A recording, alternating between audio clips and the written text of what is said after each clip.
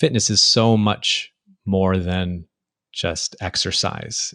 For a lot of people, it's one of the few places that they can go to find community nowadays. It's a mental escape for them. It's a stress release. It's transformative. Meet Barry Ennis and Shay Kostabi. Together, they are the co-founders of Fitness Career Mastery, an educational resource for fitness entrepreneurs. In this episode, you'll hear how they took very different journeys to become global fitness instructors and how they're turning a decade of fitness industry experience into a full training university for fitness entrepreneurs. Their approach to serve business owners instead of consumers wasn't a decision they took lightly, and you'll hear them explain just how many factors go into online fitness education, from teaching skills to online production skills to, of course, the actual fitness. We talk in depth about why you can't simply take your offline class and turn it into an online course. And we also discuss the fine line between what you should give away generously for free and what you should always charge for. Finally, we end the episode by exploring the power of being flexible as an online business owner. And no, that isn't a yoga reference. Because at an uncertain time like this, the ability to change course as a business owner is more important than ever before. And Barry and Shay share insights into how they've quickly adapted their plans when the whole world shifted overnight. Let's say hello. Welcome to Everything is Teachable, the podcast that takes you behind the scenes to learn how everyday creators have transformed their skills and passions into online courses and businesses. To introduce this week's episode, here's your host, Melissa Guller. Hey everyone, I'm Melissa from Team Teachable, and today I'm excited to be here with Barry Ennis and Shay Kostabi. Their vision and dream through Fitness Career Mastery is to elevate the industry as a whole, and to create a world where the fitness entrepreneur is taken seriously and valued by both professionals and its consumers. They strive to provide a pathway to become a better human through purpose and action, and to share a direct quote, "We believe that if we can raise the standards and take better care of ourselves, we can take better care of each other and our environment." Over the past year and a half, Fitness Career Mastery has grown exponentially from its roots as a podcast to a fully fledged business with instructor trainings, live continuing education workshops, online courses, one-on-one trainings, and consulting services. Barry and Shay, welcome to the podcast. Hey, thanks, Melissa. It's great to be here. So before we dive into more about your business, I want to learn more about each one of you. So maybe one at a time, can you tell us more about your own fitness career journeys? Of course. Why don't you go first, Shay? Okay. Thank you, sir. Ladies first. So I started fitness maybe in 2008 at the time of the boutique fitness boom. I was living in New York City. I was working as an actress and I just wanted to get in shape. So I actually joined a test group. And that whole experience changed my life and I wanted to pay it forward. So I quickly went and got my certifications and I started working at some studios and then I started teaching. And I think because I had a background in performing and teaching dance since I was really young, I think I started teaching at 13, my career took off really, really quick. And I was like, okay, I think maybe I found my purpose. So within a few years, I joined a creative team, working on programming for class modalities. And then I became a master trainer. And then I was the East Coast director of a program for a while. Break that down a little bit more for those that are not familiar with the fitness industry, what all that means. Yeah. Well, so I went from teaching classes and I was my classes were very popular. I became very well known in New York City and my classes were always fun and creative. So I was invited to join a creative team to create more programming for other instructors. And then I got to a level where I was ready to teach other instructors how to teach. That's what a master trainer is. And then I got a management role. So I was overseeing lots of instructors at multiple studios in multiple states. That's actually how I met Barry. He was living in Dubai, which he'll tell you about in a second. And I was sent there to train Barry and we became really good friends. After a number of years, I just, I wanted to do my own thing. So I started consulting essentially on my own, working for boutique fitness studios, helping them launch their programs and train their instructors and sort of get clear on what their vision was. And I was working purely by word of mouth. And I did that in the States. I've done it internationally. That took me to Taiwan. That company wanted to expand into China. I brought Barry in on, we had known each other at this point for 5 years. So I brought him on to work with that team and left him there. I didn't want to live in China, so I left Barry to take my place. And I started my own company, and that's basically what I've been doing: teaching, training, mentoring new instructors, creating programs for studios around the world, and now with Barry, teaching online. Yeah. What's interesting about the two of us is I would say we kind of summarize the two different paths that people tend to take to get into the industry. Shay's was a little more of the performance route. We see a lot of actors and dancers who become fitness instructors. And also my own transformation story. So I didn't grow up being a very athletic human. You know, I always got notes to get out of PE and stuff. So entering the fitness world was a bit daunting for me. I had to go through a huge mental, physical, emotional transformation. Whereas it was very different for me because I grew up playing baseball very seriously. I wanted to go pro.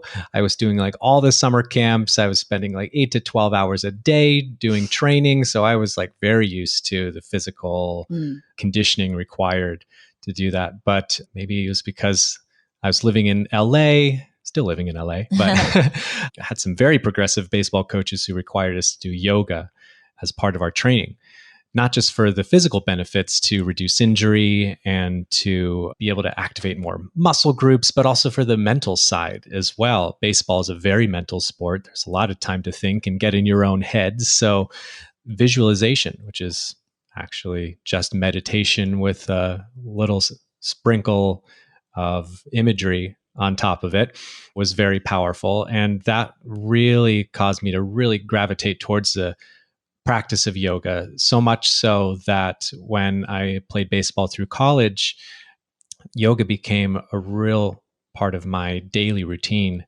I started doing it in the hallway of the dorm, and other people would want to join in. And it got so busy that I was asked to teach on a public space on campus. But in order to do that, I had to get certified. So I was actually drawn to get my first teaching certification just out of the demand from the people around me on campus. And while baseball didn't continue for me after college, and I struggled with what a lot of college graduates struggle with, what am I going to do with my life now? I decided to continue to practice yoga. That journey ultimately took me to India to study it in more depth. That was my first time out of the country, but I was so passionate about the philosophy behind yoga and the program that was presented to me over there that I just took that leap. And that just opened up this door of international travel to me. Like Shay said, I found myself in Dubai shortly after, and I was building like flexibility training programs for boot camps. I got into teaching indoor cycling. There's a big brand called Flywheel that's out of New York. That's the one that Shay was teaching for, that wanted to open in Dubai, and I helped open, manage, and run that studio. That's how Shay and I met each other. I started training instructors there very quickly. And when I was ready to move on, I moved back to Los Angeles for a time before this opportunity to move to China that Shay presented to me opened up. I had a very similar role in China where I was overseeing the team of instructors. So not just teaching, but also in this mentorship role where I was helping build the new crop of teachers that would come onto the schedule to teach classes. And it was through that process that I realized that, about 10 years had passed at this point. I had learned so much along the way that I just kind of took for granted that a lot of these new trainees didn't know and really needed to. I decided that I needed to share this in a bigger way. So I started a podcast called Fitness Career Mastery for fitness professionals, not the consumer, in order for them to learn what I had learned and what the guests that I brought on, which included Shay in a very early episode and multiple since. and now she's a co-host. So they had the ability to learn how to provide a really high quality experience so people could feel more gravitated towards their classes. Fitness is so much more than just exercise. For a lot of people, it's one of the few places that they can go to find community nowadays. It's a mental escape for them. It's a stress release. It's transformative. It plays a really big role in their lives. And a lot of the people that we consult with that are opening new studios are people that came from other industries that were so taken by their transformation in fitness that they wanted to pay it forward. Right. But in order to do that, it requires a great many skills. Right. So not just knowing your modality, knowing enough about exercise science and how to train the body, but also how to motivate, how to work with music, coaching, cueing, psychology, and all of these other skills that you don't get. So in our industry, typically you take a certification, a lot of times online, that just teaches you what to do and what not to do, but not how to do it. So that's kind of where Barry and I came together. The podcast was this incredible free resource for the fitness industry and an excellent lead generator.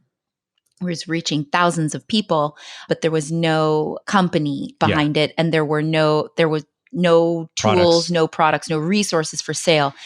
And after I had come on the show, I started getting more international clients. I was like, okay, this is amazing. I have so many things to sell and to share, but I do not have a vehicle, a megaphone. I don't have this amazing vehicle to get them out to the people. You have the vehicle. Let's hitch our trailers together and see what we can do. And that's basically where Fitness Career Mastery as a business, not just a podcast, was born. And, we worked with people in person, but we went straight to creating online content, like almost right away. I would say 6 months in, we had sold our first course online. Yeah. So that's where we are today. Right. And when you say you went straight to online content, what did the state of your podcast look like at that time? Like, how big was it? At that point, I'd say we not quite 10,000. Yeah, listeners downloads per month. Yeah, probably about 5 to 8, I would say. But we had a pretty strong community growing at that point. We had been working on growing an email list, so we had people to reach out to. And alongside that, we just had been in the industry for so long that we had a lot of connections as well that we could reach out to. Yeah. A lot of whom were some of our first clients, customers, once those online courses came out. Yeah. Well, I love hearing you guys talk about your two very different journeys, because I think it really highlights the fact that there is no one right way to become an expert or to follow a passion or to become a business owner. And I'm sure now having those different perspectives is what makes your business unique. And it's great to hear too that you talked about this whole journey even before it became a business, because I think too often it feels like businesses happen overnight. But for both of you, it really started in 2008 or 2010, and it's been a long time coming. Yeah, 10 years, really, Absolutely. before all of it came together as a viable business. And right. I think what's interesting to point out is that what we're teaching right now are things that we've been teaching live in person for groups of trainers, studio owners for many, many years.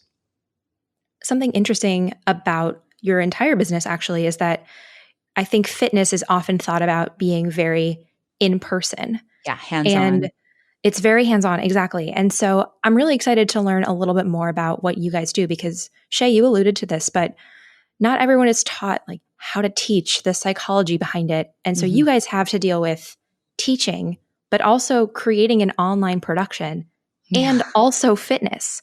So you have quite a bit going on. And I'm curious, can you talk us through a little bit more about what maybe sets fitness online businesses apart, or what are the good ones like yours doing really well? Where to begin? This is such a big question Yeah. because the type of business that we have, right? We serve the leaders in the industry. We don't serve the consumer, the Right. consumers of fitness.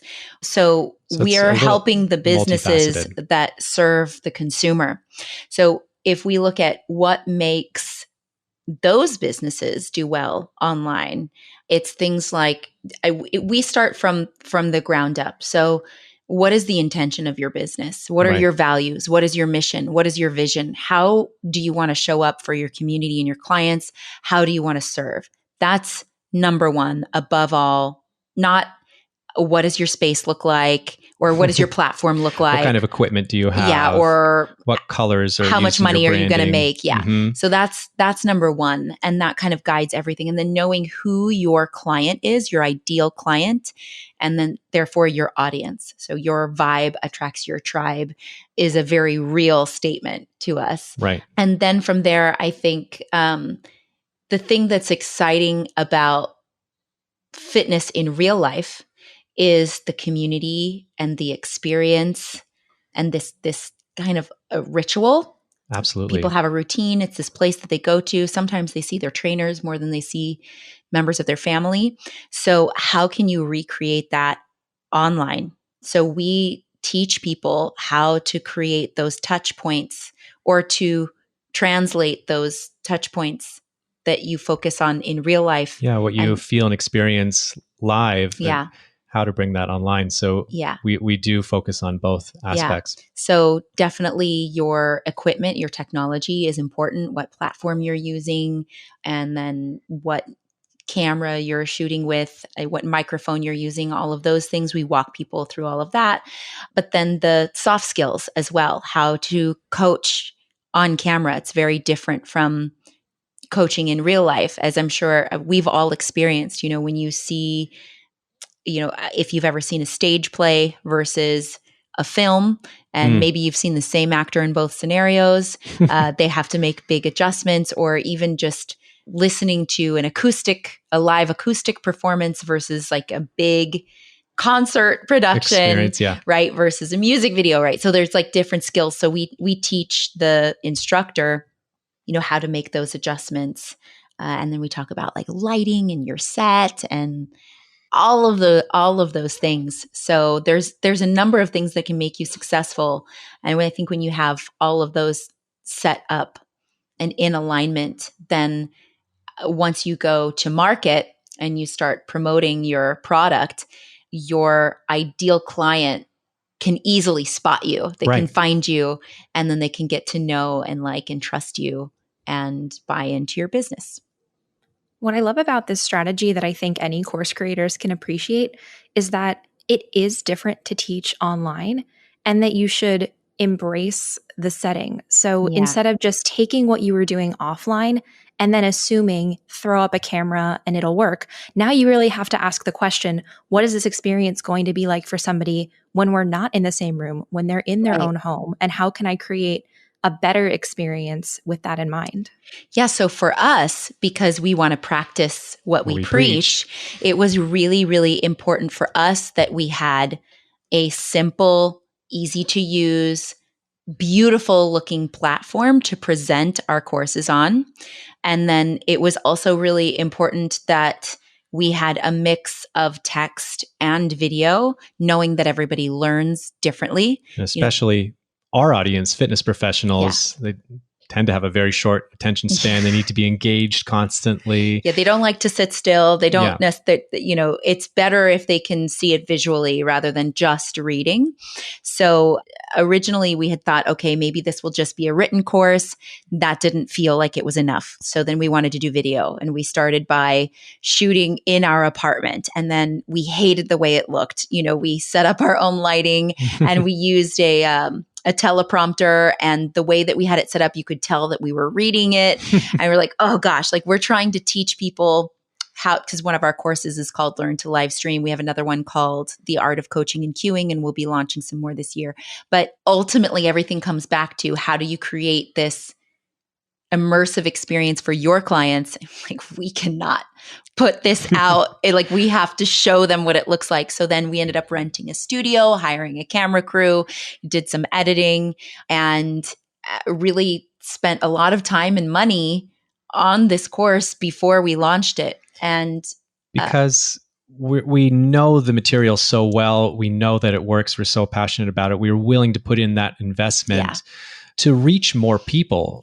Ultimately, there's only so many places that we can travel to and work with people live. And in fact, what we're even more passionate about is not helping everyone learn the basics, but helping them excel once they have the basics in place. So putting this course out and making the investment allowed us to make sure that more people were understanding the basics of creating an awesome fitness experience, so that hopefully down the line we could go in and help them even level up higher.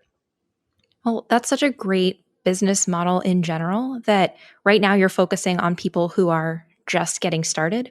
But then the more people that you could help find success with the basics, the more people who are going to really know and trust you, and they're already in your community, and then you can help them level up even more. Right. Yeah. So I think for anybody out there who's just looking to launch a course online, if you're used to teaching in real life, because I had to jump over this hurdle myself. I was like, okay, right now, my life looks like this.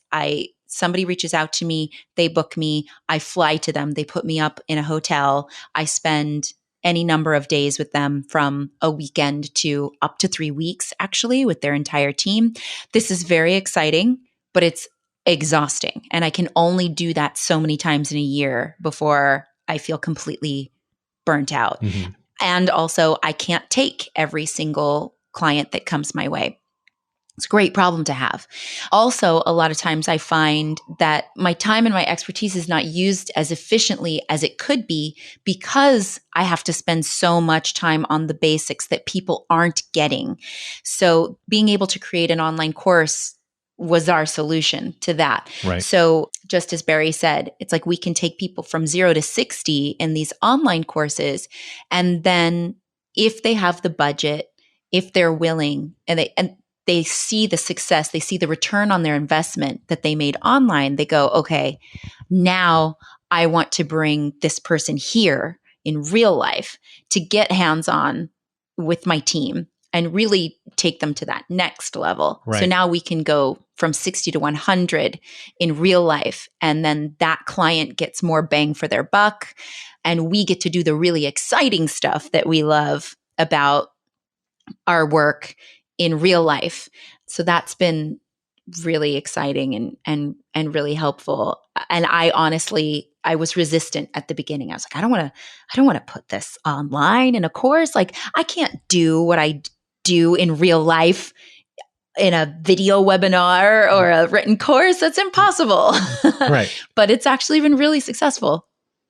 It's so helpful to hear you describe, I think, the two phases, the 0 to 60, the 60 to 100, because you can correct me if I'm wrong, but I'm guessing the foundational building blocks are pretty similar from person to person. And then maybe in the phase 2, it starts to get more personalized. So it makes sense that you'd want to like systematize, create the course, reach more beginners, and then the personal spin, right? Yeah. And those beginning steps it's not just one level of courses. There's a level 1, a level 2, a level 3. You have to go through multiple phases before you get to that level where you really need that hands-on coaching and that personalized coaching. More bespoke, yeah. So again, for anybody else that's listening, it's not like, oh, well, there's only this one thing I can do. We have a whole business plan of like levels of courses. Of an online university for fitness professionals. Yeah. And these beginner courses are like the prerequisites you have to take before your major, right? Mm-hmm. I love that. And I also want to circle back to a word that kept coming up earlier, which was community. And how are you guys thinking about community? Because you did mention that it's so closely woven into how a lot of people see their fitness, and especially as the instructor, I imagine you're not just creating your own community, but encouraging them to create community as well. Yeah. Oh, 100%. Yeah. that really comes from knowing who you're trying to serve, I think. That's something that Shay mentioned earlier, but if you really know who your ideal client is and what it is that they struggle with, then you're able to speak more clearly to them and they feel closer to you, and you wind up attracting more people that way. One of the best examples that I've heard from a guest that we've had on our show before is he said, if you describe yourself as the best personal trainer, and if someone types best personal trainer into Google, what's going to happen? Oh my God, 100,000 best results personal trainers are going to come up. How do I sort through that as a consumer to find you? Or, right? So, whereas if you put best personal trainer postmenopausal women, then that's going to narrow that list that comes up. So it's going to right. be much easier for somebody to find you. Right. And that ultimately builds a stronger community as well, because you have more like-minded people that are searching for the same solution. They're able to engage with each other as well and find support. So we talk a lot about specializing and niching down, getting super clear on who you are, what lights you up, what kind of clients you want to serve, so that you can more easily attract them. And then we take our own advice. So we decide the fitness community is much smaller than the fitness consumer. And we've been working with the consumer for so many years. Right. We could have started a podcast on fitness and nutrition for getting the most out of your millennials yoga practice. Whatever. And then we could have created online courses for the consumer, knowing that you can cast a wider net and reach more people and make more money and all of those things. But we really, really wanted to hone in on what we're most passionate about.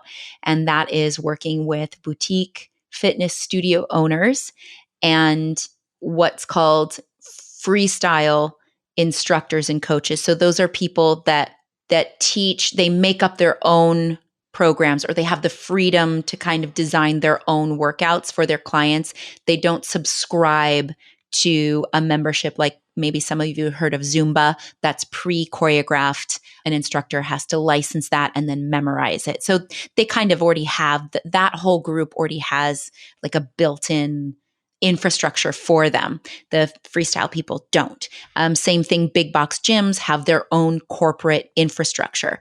Mom and pop boutique fitness studios don't. So we really wanted to hone in and serve that community because we felt that they were underserved and they didn't have the resources available to them that these giant corporations did. That doesn't mean that those big box gyms won't find value in our podcast, or that they might not, or that they wouldn't buy our courses for their businesses or for their instructors. And in fact, we have had those types of clients in our community, but the majority of our people are what I just described. They're the sort of left of center rebels of the world that really need guidance. And so that's, I think, what's made us so successful and what's contributed to our like rapid growth. I mean, we went from when we started just like a year and a half ago, when we came together and we decided to go online, and we had mentioned we only had, I think it was something around 8,000 weekly downloads. Right. We, within 9 months, we're at 100K, and we just the other day reached 200,000.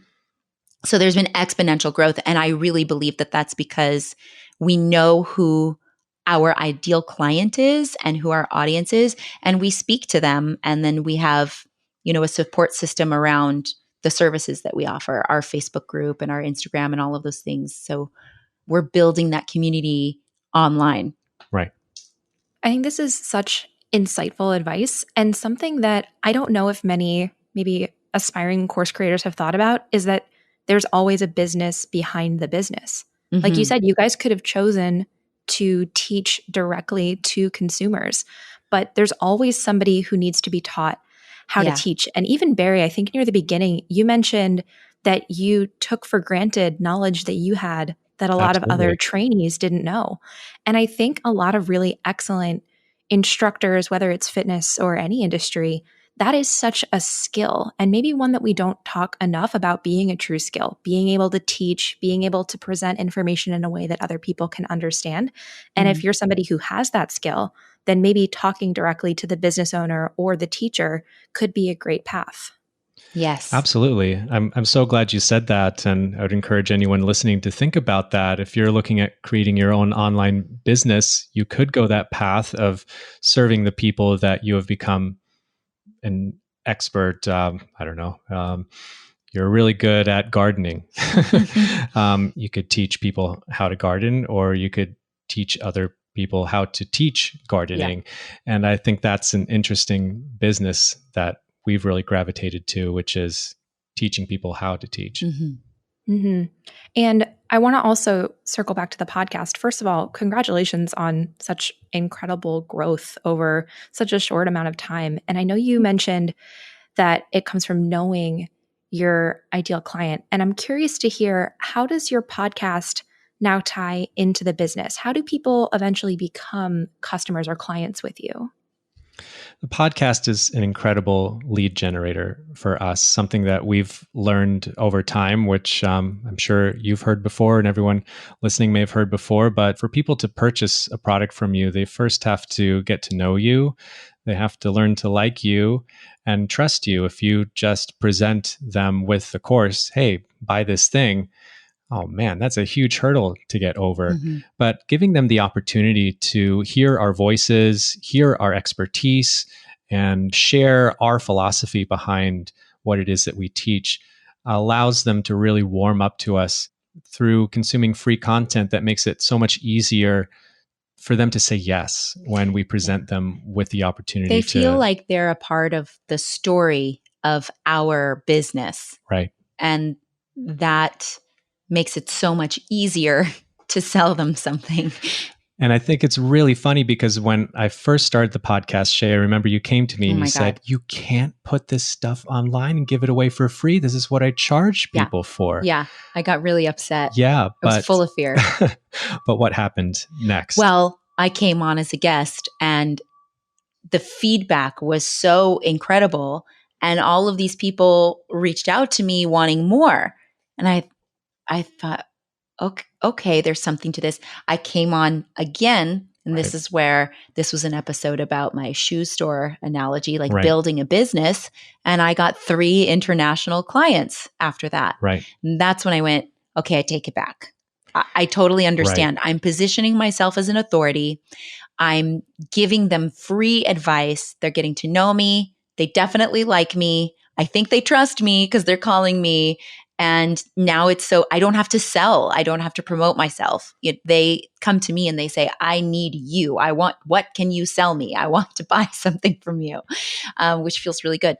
Yeah. Which allowed us, when we launched our first course, to really not have to do any marketing at all. We just presented it to our audience and found tremendous success that way. Yeah.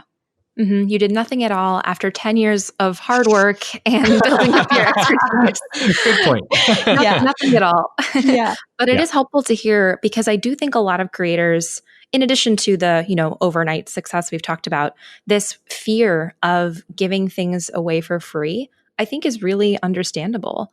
And it's maybe a relief to hear, Shay, that people started coming to you, and it's almost that the more you give away, the more people want to come to you because they see you as generous, knowledgeable, helpful. Yes. I do have to ask, is there a line? Like, is there something that you shouldn't give away for free, or is anything fair game? 100%. And we talk about this all the time with our clients. So right now is a really good example because of the pandemic and businesses shutting down. Studios have had to, and instructors have had to pivot and put their businesses online. So what happened in the fitness industry is everybody gravitated towards Instagram Live, and they were putting their entire workouts, all of their programming, all of their IP up on the live streams. For free, which completely devalues their product, their service, their brand, Their and expertise, is their knowledge. detrimental to the success of the industry as a whole. So we went to the front lines and we're like, absolutely not. We cannot do this, which is why we built our course, Learn to Livestream. We did it in 4 days and put it up. We had no plans to launch that. We did it the day that Los Angeles went into shelter in place. We have to be on top of this. So we've had to teach people, do not give away the whole playbook, whatever it is, for free. Use social media as the marketing tool that it is. So if you want to do a 5-minute workout or a 15-minute workout as a teaser, and then put out a call to action, hey, I'm doing a 60-minute yoga flow this Sunday at 9 a.m. on Zoom, let's say, this is where you sign up. And you can do that. You could do that every day until you gather an audience and they go, actually, I love this trainer. I love this workout. I love this brand, whatever it is. 10 minutes isn't enough for me. I got to get my full workout. I'm going to pay for this. Yeah. Okay, you go do that. I love this workout. Guess what? They're offering a membership or a package. Okay, I'm signing up for that. And now you have a client, hopefully for life. So it's the same thing, like as a teacher, as a consultant. Again, it's that 0 to 60 and then that 60 to 100. I can pull from my resources in the 0 to 60 bucket. So foundation level stuff and high level talking points. Okay, this is what you need to do. It's steps 1, 2, 3, 4, and 5. And what I've learned through this, what we've both learned through this, is you can actually give away a ton of free advice. That's great. But the success lies in the integration of the knowledge and the application of the knowledge. And that is really hard for a lot of people. They need handholding, especially once they get through that foundation level stuff. And now they're like, okay, I feel like I know what I'm doing, but now I want to reach more people. I want to make more money. I want to open up a second location. Whatever it is, I want to do more. That's when they'll come to you and say, they're ready to pay the big bucks because you've given them so much already. And they're like, okay, I don't understand. Right. I have 100 tools and that they're all over my desk. I have no idea how to put them together myself. The instruction manual. Yeah. So guess what? We do, because we've done it 1,000 times all over the planet. So now absolutely, we can help you put it together. Yeah, I love that answer, Shay. Being really strategic with your free offering so it leads into what you're an expert at is the way to go. Yeah.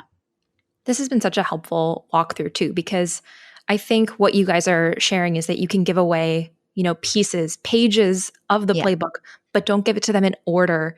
And on the other hand, you still shouldn't just only be salesy. Like, don't just tell people about the things that you know. You should still give them little 5-minute or little downloadables, things that are truly valuable. It's just not the full thing.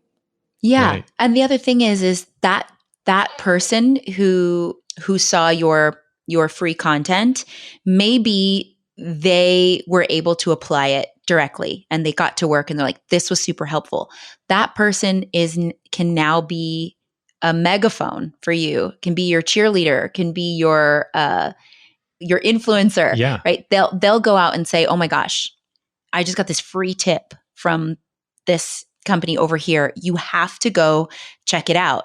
Well, 100 more people might come over. And in that group, there might be a handful, 10, 20 people who cannot put it together themselves. Right.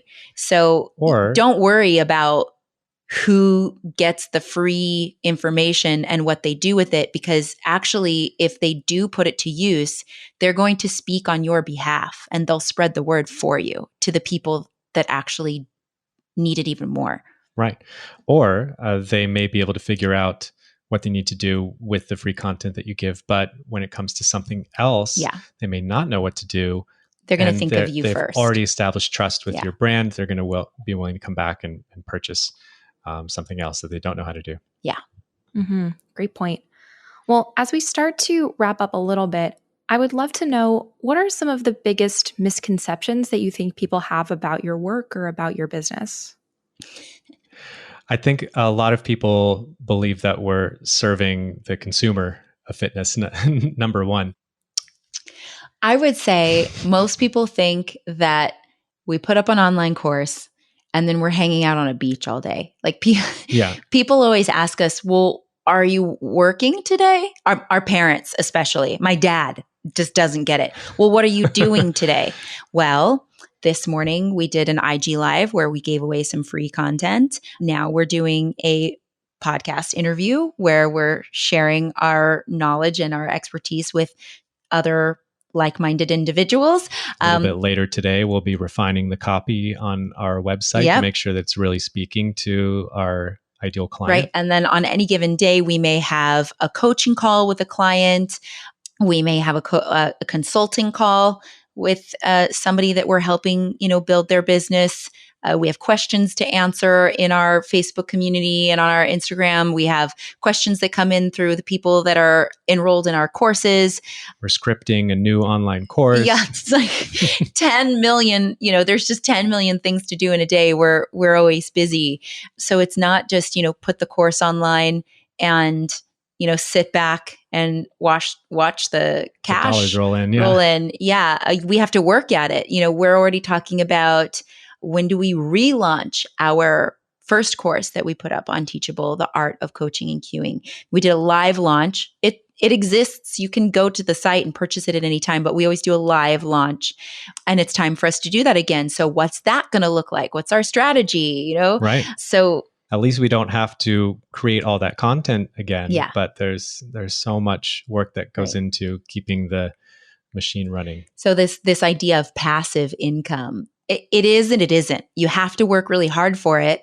I think that term passive comes from the fact that sometimes you go to sleep at night, especially when you're in launch phase. You wake up in the morning and all of that work that you did during the day has paid off because 100 people have signed up. Emails from Teachable. Yeah, 100 people have signed up for the course overnight. And you're like, yes, I made money in my sleep. Literally, you made money while you were sleeping, but you still did all of the work during the day.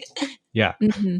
It's so helpful, I think, to hear you guys talk about even all of those various tasks that you do in your business, because that's a big goal with this podcast, is to take a peek behind the curtain. And something that I think a lot of online business owners really love about having a course business is that there is a lot to do. You get to interact with students, you get to write scripts, you get to, in your case, have podcast episodes or put out content or go on Instagram.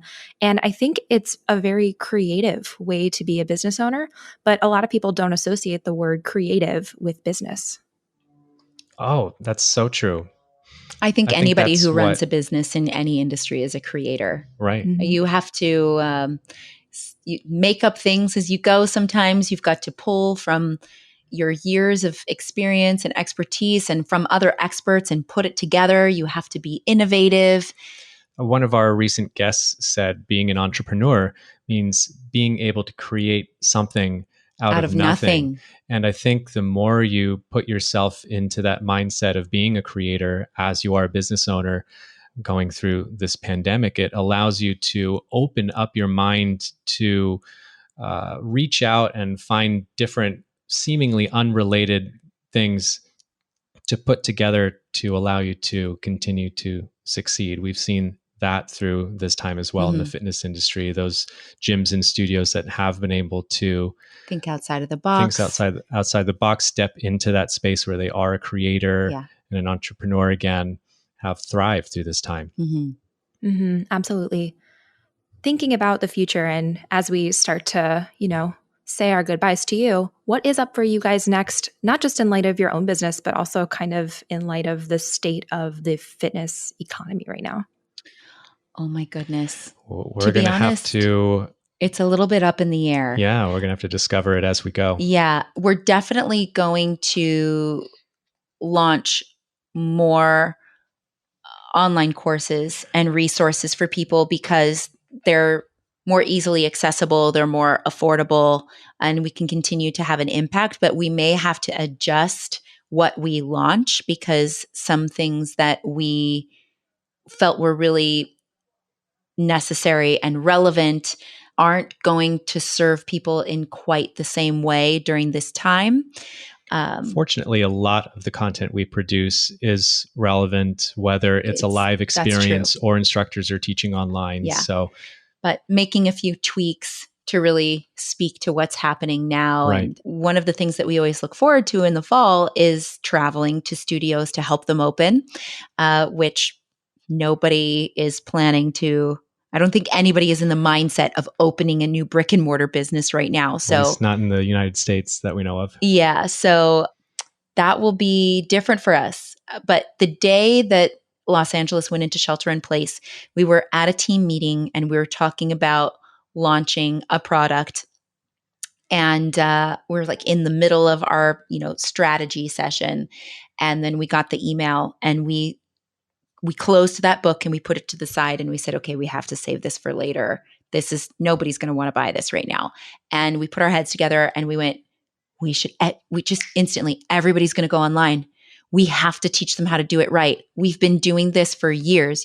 Something that we haven't mentioned is that Barry and I was live streaming before it was cool, like before anybody knew what that was, like on YouTube and on Yahoo, channels that don't even exist anymore. And Barry and I have both done live stream and on-demand workouts over the last 10 years. I also have a background in production. So I was like, we are primed for this. We're going to do it. And we made that pivot. And that's the beauty of having your own business and having an online business is you can be flexible. Right. And you can look at what's happening and say, okay, how do I serve my community right now? And this goes all the way back to the very, very first thing that I said, which was you have to know what your intention is for your business. You have to know what your core values are, what your mission, your vision is, who your client is, and what they need. That's exactly what I was about to say.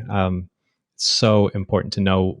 I think we were able to make that pivot because we're so in touch with the needs of our audience and our clients. We knew that these small boutique fitness studios would need a lot of help moving online, as opposed to a company like Equinox, which already has an online app. And they're like, great, we're just going to put all of our marketing dollars into making sure that people go there. Independent trainers and instructors and small businesses don't have those kind of resources. So we were able to really help them and serve them and make sure that they are still in business today, which we're very proud to say that we've helped save these people's businesses and therefore their lives, their livelihood. Create additional revenue streams. It's been really cool. Yeah. So being flexible and having the ability to be flexible is such a gift. Yeah. So to leave you with something, it would be just to summarize what Shay said. Know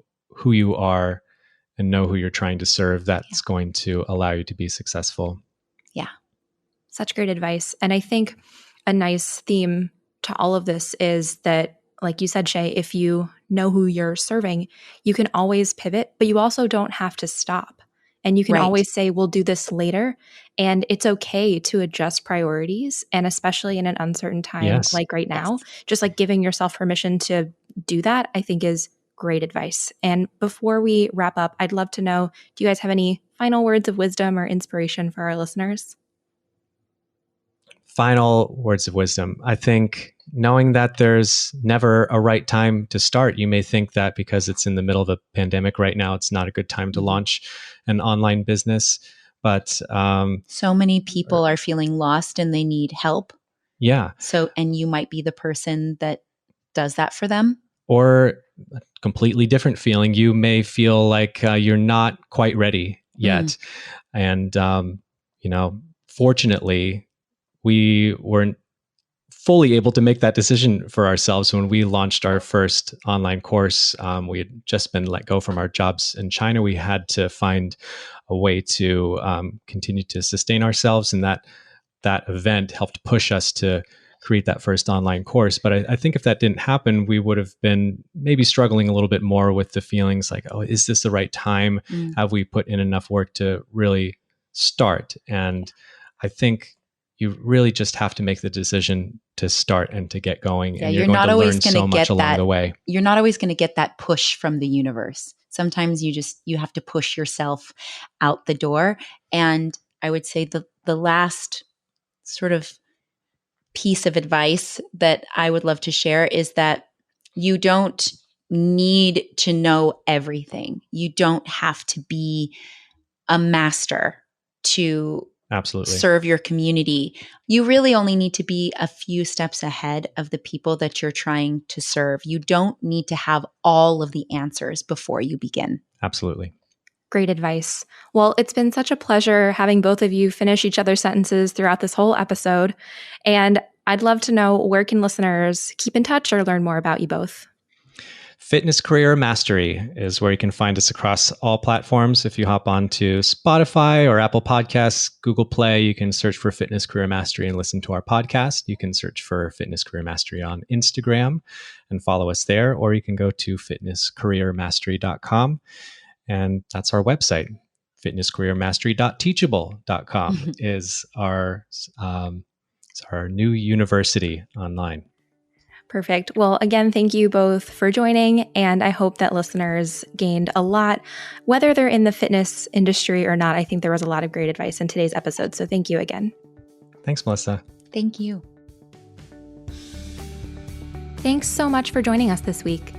You can learn more about Barry Ennis, Shay Kostabi, Fitness Career Mastery, and Teachable in the show notes at teachable.com/EIT27.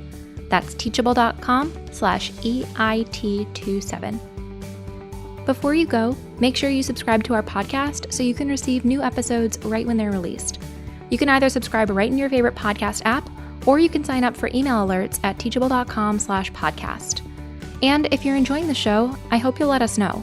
We love reading through your reviews in Apple Podcasts, and if you have a minute to spare, we'd love to read yours too. On behalf of Team Teachable, we hope you enjoyed this episode about fitness entrepreneurship and teaching teachers with Barry Ennis and Shay Kostabi. We'll see you in the next episode of Everything is Teachable. This podcast is produced by Teachable, where our mission is to empower creators to transform their knowledge into income. To date, we've helped over 80,000 online business owners build and sell their online courses. And together, they've earned over $500 million and reached over 20 million students. To learn more or to start creating your own online courses for free, visit teachable.com.